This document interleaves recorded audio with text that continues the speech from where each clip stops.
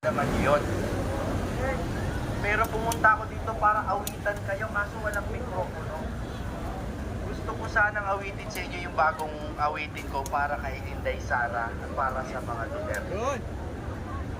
Ano ba nangyari? Ba't nawala yung sound system? Si Father! Di bale, mahaba pa yung laban. Si Father! Ayaw! Okay. Unang paalala po. Alam ko naman lahat tayo mapayapa dito and I think yan ay talagang katangian ng mga Duterte supporter. Alam ko. Pero hindi naman po ibig sabihin na hindi natin ilalabas yung totoo nating saloobin. Yung pagtutol natin sa ginagawa nila sa Kongreso. Tama! Tama? Okay. Napakahirap po gawin nito pero sabi nila love your enemies. Paano natin mamahalin yung enemies? Subukan natin. Ipagdasal natin na maliwanagan yung Kongreso. Malaman nila na yung ginagawa nilang pagpapakulong, halimbawa kay Attorney Zulaika Lopez, ay hindi lang mali, kundi mali. Walang due process. Walang due process at hindi lang yun. Saan naman kayo nakakita ng wala man lang piskalya biglang pinakulong na? Napakabawal, di naman po kriminal yung tao.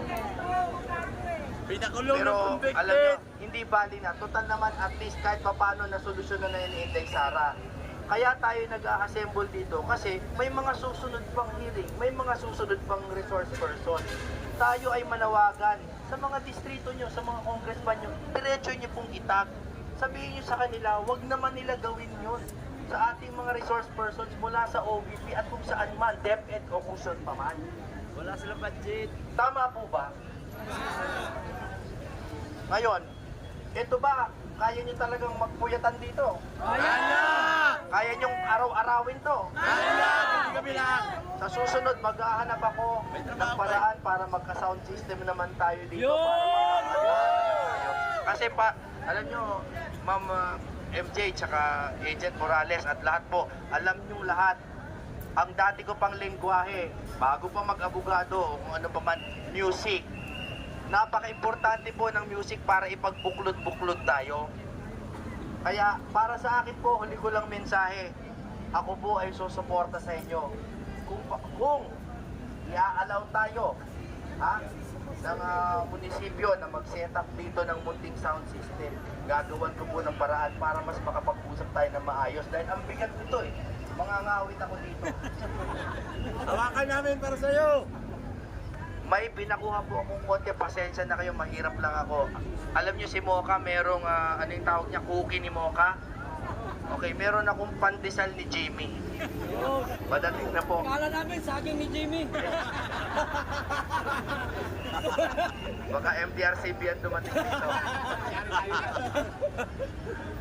Kayo po ba ay naniniwala sa sinabi ng Pangulo natin na ipatitigil niya yung impeachment? Hugas kamay yan, hugas kamay. Drama lang yan, drama. Okay. Maniwala man tayo o hindi, kailangan po manawagan tayo na panindigan nila yung sinabi ng Pangulo.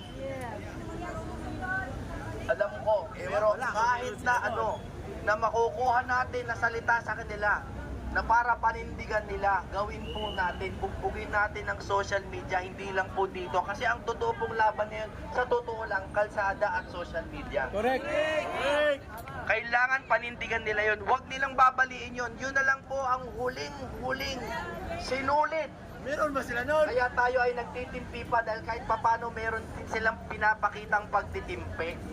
Pagdasal po natin sila na sana panindigan nila na wala talagang impeachment na mangyayari. Okay? Maraming salamat po. Magkita pa tayo. Hindi naman ako aalis. Sa susunod po, magdadala ako ng mas maganda-gandang mikropono para magkantahan po tayo at magdasal po tayo. Para sa akin, lahat ng rally ay prayer rally. Correct. Magdasal po natin si Inday Sara. Magdasal natin pati si BBM. Magdasal natin si Romualdez. Bakit hindi? Pagdasal natin ang bayang Pilipinas. Maraming salamat po. Senator Jimmy, dahil nga po ako matagal na po ako sumusubaybay sa inyo. at sa inyong mga music. Ramdam ko po na maganda po itong gusto mong ginabas na music. Senador Jamie, baka naman, hindi mo kami pasabihin lang ng content trailer about doon kung ano talaga yan. Gawin natin tong tulaan muna, tulaan. Yan. Tula muna, tapos marinig, kumalay nyo, marinig natin ng paganyan. Yan, pwede. Kawawa naman tayo. Naawa ako sa atin, Ma'am MJ. Kaya nyo pa makinig? Kaya! Okay. Kung mapapansin nyo po, yung demokrasya, sa bawat pagpalit po ng gobyerno ay nag-iiba ng mukha. Kung minsan parang natatapakan. Bagamat ang tingin nila kay Pangulong Duterte dati, parang kala mo kung sinong authoritarian o diktador, parang sa kanya yata walang tinapakan talaga. Sa totoo lang, no? Wala akong inawat magsalita, siksiri siyang pinugbog. Pero hindi niya tinapakan. Bakit po? Nag-uusap po kami dati ng Pangulo at sa English niya sinabi, no? Kaya, umuulan na. Kaya niyo pa? Kaya po! Sige, ayan, sabay-sabay tayo magkasakit. Wala. Ha? Oh. Atras? Hindi niyo pala kaya eh. Joke lang yan, attorney! Okay na po, okay na po. Kailangan lahat. Kung lililim isa, lilim lahat. Okay. Mura ang pulburon. Ito. Okay, ito. Tama. Okay. Yun pong sinasabi ni Pangulo dati sa akin, yung democracy daw, sa English siya sinabi, parang, sige, atras pa kayo, atras pa, yan. Okay lang mainit, basta wag maulanan. Okay. Ang sabi po niya, yung democracy is like a parang fragile flower, ang sabi niya. Fragile flower, para bang kumbaga bulaklak na parang sa kahit anong pagkakataon, biglang pwedeng mamatay, mabubot. Tin-translate ko lang yon. Kasi po, nung bumisita po kami kay Attorney Zulaika Lopez, ang tapang po na abogado niyan, pero nung nandun siya sa kama, parang siya yung, para ba siyang simbolo ng demokrasya na unti-unting tinatapakan? No?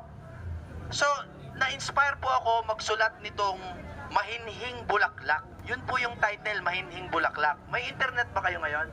Meron? Okay. Babasahin ko, baka tulugan niyo ako, ha? Okay, sige. Paririnig ko po sa inyo mamaya, pero ang letra niya, Mahinhing Bulaklak, tanim ng kasaysayan, ang laya ng bayan. Ibig sabihin po, parang mahinhing bulaklak talaga na tayo nagtanim noong 1986. Dito rin, kung saan kayo nakatayo ngayon, higit pa sa ginto, Talyano Gold, Yan. o pangako ng yaman, ang laya ng bayan. Magtangkaman sila na ikaw ay saktan, mahinhing bulaklak, di kita iiwan. Nakita nyo si Bibi Sara, hindi niya iniwan si Atty. Lopez. Ang koro, bulaklak ng laya kahit minsan uhaw, hindi yuyuko sa kapangyarihang ligaw.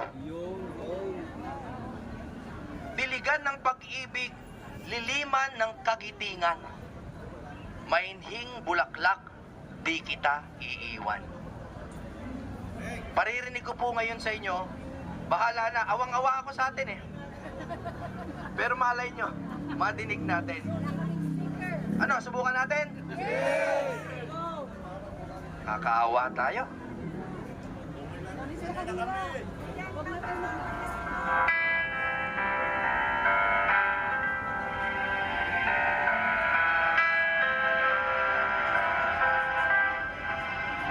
Mahinhing bulaklak, tanim ng kasaysayan, Hindi man yan.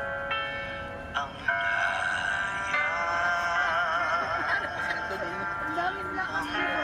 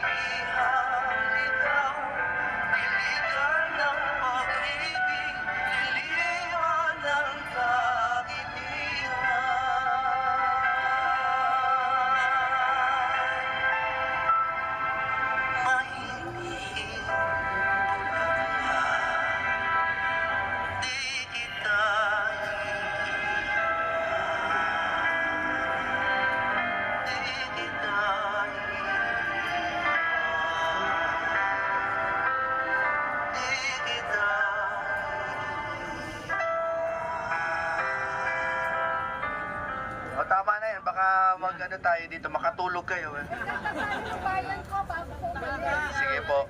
Kaya ako lang po ginawa yon, last message, kasi po kung mapapansin nyo, lahat ng mga kanta natin pagdating sa rally, no, mula dati pa, yung mga lumang kanta, kailangan po natin gumawa ng mga bagong kanta na sasalimin yung mga bago nating saloobin, yung ating konting puot ngayon sa nangyayari ngayon, pero yung ating pag-asa na alam natin balang araw si Sara magiging presidente natin. Isang huling sigaw, 3 beses. Inday Sara Duterte! Inday Sara Duterte! Inday Sara Duterte! Mabuhay ang Pilipinas! Mabuhay sa Atty. Jamie Bondoc! Mabuhay! Ilog-log sa Senado! Mabuhay! Ano pa nga ba? Naisingit mo pa yun. Hindi, pero salamat po sa pagmamahal nyo. Mabuhay po si Inday Sara at si Pangulong Duterte. Mabuhay kayong lahat! Yung mga bakag dyan sa eleksyon magkakaalaman! Yung mga talas ng bakag sa